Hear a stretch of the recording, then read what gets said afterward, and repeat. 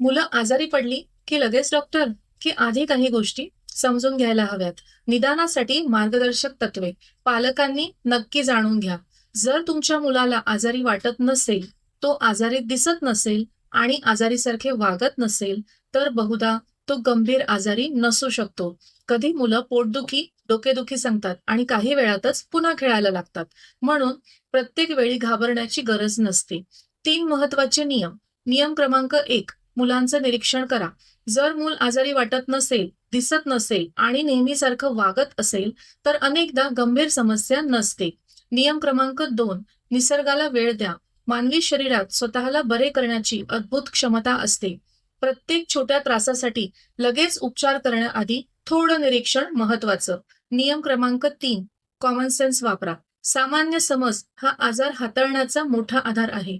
मुलांची ऊर्जा, भूक, झोप आणि वागणूक पहा.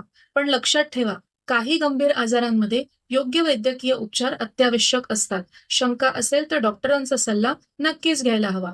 पोषणाचं महत्त्व. अनेकदा मुलांच्या आरोग्यात पोषण प्रतिबंधात्मक काळजी आणि दीर्घकालीन चांगल्या सवयीची भूमिका बजावत असतं.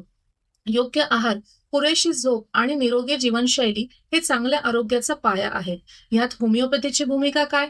होमिओपॅथी मुलांच्या वारंवार होणाऱ्या सर्दी खोकला, ॲलर्जी, पचनाच्या तक्रारी, प्रतिकारशक्ती कमी असणे, झोपेचा त्रास आणि भावनिक अस्वस्थता यामध्ये सहाय्यक ठरू शकते. ती शरीराची नैसर्गिक हिलिंग प्रोसेस आणि इम्युनिटी सपोर्ट करण्यास मदत करू शकते. निरोगी बालपण म्हणजे निरीक्षण प्लस योग्य पोषण प्लस कॉमन सेन्स प्लस योग्य उपचार. मुलांच्या सर्वांगीण आरोग्यासाठी योग्य मार्गदर्शनासाठी तुम्ही माइंडवेल होमिओपॅथीला भेट देऊ शकता. धन्यवाद.